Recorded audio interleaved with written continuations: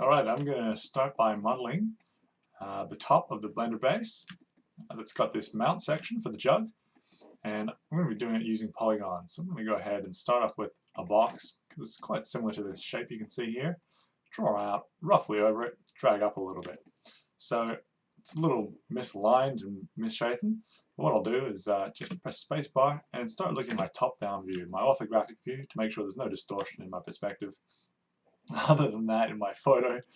And then I'm just going to go ahead and, well, jump out of here for a moment. I'd like to see through my geometry so I can see my reference image behind it.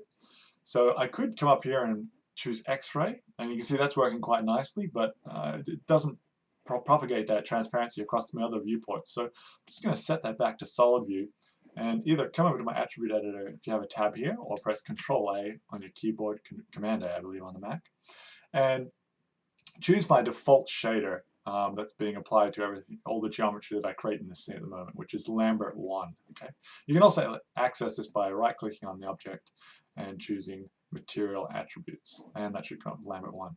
So here I've got transparency, and you can see if I just drag that up, I can set it to a level that I like, and I'm just gonna, you can see all the views are obviously affected because that's a material-based adjustment, not a viewport-based adjustment. Okay, jumping back into my top view, I now want to start to reshape this a little bit.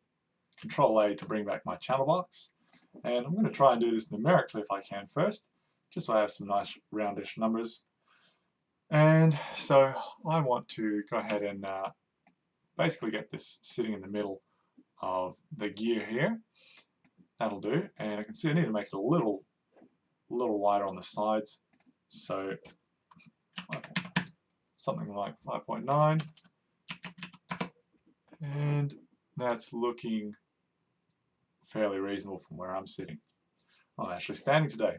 Okay, just going to jump into side view here and pull this up to roughly the level that it should be. Adjust my height to 1.5, maybe 1. This is looking to be quite close. I don't want it to be perhaps the entire height, just because I'd like to extend out a little bit of lips later on and add in some extrusions possibly to harden up these edges. So I'll make this about 0.8. And alright, let's see how that's looking. Alright, you can see it's a bit out of alignment because this top view and this side view don't align, as I addressed in the previous video. Okay, now let's get this looking a little more like what we have here.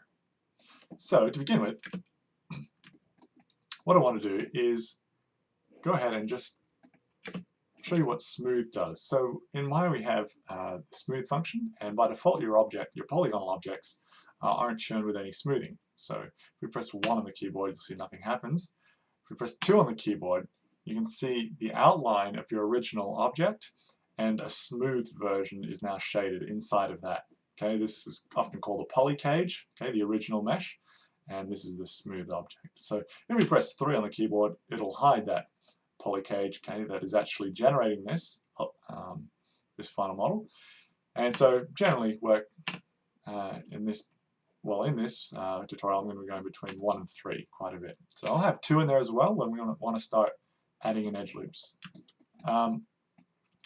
Alright, so let's just jump back, and I'm going to go into my top view, and what I'd like to do is right click, choose face, and I'm just going to bring this in a little bit. Okay, so I'm going to go to Edit Mesh, down to Face, Extrude, and make sure my divisions are set to 1. Okay, that's all looking good. Apply, close, and click on one of my scales so that I can uniformly scale that in. I'm going to bring it into just the edge where you start to see this next cylindrical cutout starting to appear. So around there, that'll be fine. And once I've got that, I'm just going to go ahead and press G on the keyboard to extrude it once again. But I'm only going to do it a really small amount because I'd like to create a hard edge here. So if we press 3 on the keyboard, you can see that it's kind of creating this saucer, right? If we go back to 1, you can see how far it's extruded in. Now if I have this hard little edge here, and press G again to extrude all the way down, and we go to 3, you can see I've got a much more defined edge for my saucer as it is at the moment. Alright, so here it is, and if we go to 3 and we look top down, okay, that looks like it's lining up fairly closely. Let's just have a little, yeah, okay, so those edges perhaps a little small, but it looks pretty good to me overall. And you can see it's still kind of polygonal, and we'll smooth that out later. But what I'm going to do is, now that I'm happy with this interior section, I'm going to go ahead and add in some subdivisions so that we can start to pull out these corners. So I'm going to use the Insert Edge Loop tool under Mesh Tools, Insert Edge Loop, and I'm going to come over to the box on the right of it, which is the Options, and I want to actually do multiple edge loops. So if we just have this by default, okay, we can insert an edge loop anywhere along a set of edges. But I'd like to create 2 edge loops that are basically equally dividing these edges. And these edge loops, you can see they wrap around the entire box, right? And so what I'd just like to do is now have that running horizontally as well as vertically.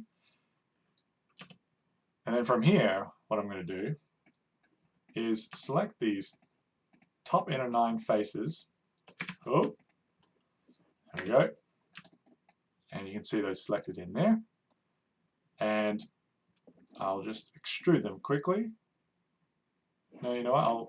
I'll leave those where they lie. I'm trying to figure out this. Now I'll extrude them slightly, so I have a little more flexibility later on. Apply, pull it down, so I get another nice little hard edge at the bottom. Close, and now I'm going to go to Merge, and I'm going to merge components. So merge components is going to allow me to merge all these faces. In this case is what I have selected. So I just want to make sure I merge them all together. So I'm going to choose the options here, make sure my threshold is high enough.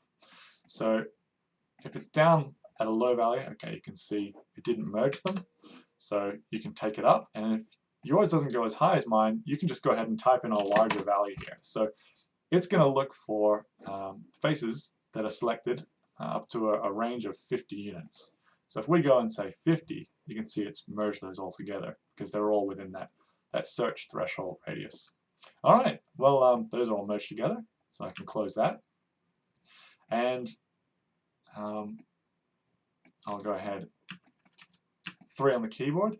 You can see all of a sudden that's looking a lot more like what I'm actually wanting. Okay, I've got these reinforcing edges, okay, at the edge, which are stopping this from going completely circular, right? So it's just kind of rounding off these edges on the corners where I want it. And then inside, I don't have any reinforcement like that per se, so that's being fairly well rounded, right? But you can see it's not quite round enough. So what I need to do is go ahead and pull in some of these vertices, right? So there are a couple of approaches you may want to take. You may like to build perhaps a curve, right? And you see I tried to create it at the center, right, of my polygonal object, but it wasn't quite aligned, and you can see it's offset a little bit there. So I'm just going to press space, jump into my perspective view, and what I want to do is make sure that it's aligned to that vertex, right? That vertex, I select my object, you can see is right in alignment with the pivot point of this object. So what I'd like to do is align my curve. Doesn't want, there we go, make sure I'm in object mode. What I want to do is align this curve to make sure that the pivot point of this curve is aligned with the pivot point of my blender base up here.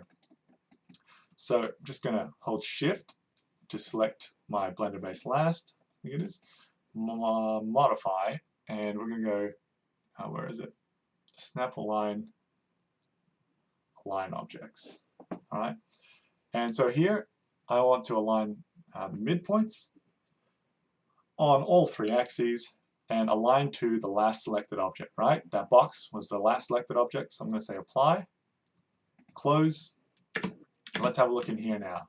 So now if I select, you can see on the top, bottom, left and right, or right and left, that I've got it perfectly aligned now. So I can just adjust the scale of this circle a little bit so that it's inside these walls, and then just go ahead and start positioning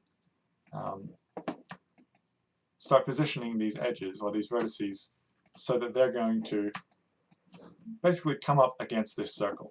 All right, so I'm just going to scale these in, and this is actually going to, you'll notice, create a little bit of a problem, right? So when I scale them uniformly on all axes, it's scaling them right on our x-axis, on the y-axis, but it's also doing it on the z-axis, which we can't see in this view. So if I go over and jump into, let's say, the side view, you can see how, as I scaled it down, it also reduced their height. So I'm just going to counteract that by scaling it back up, right?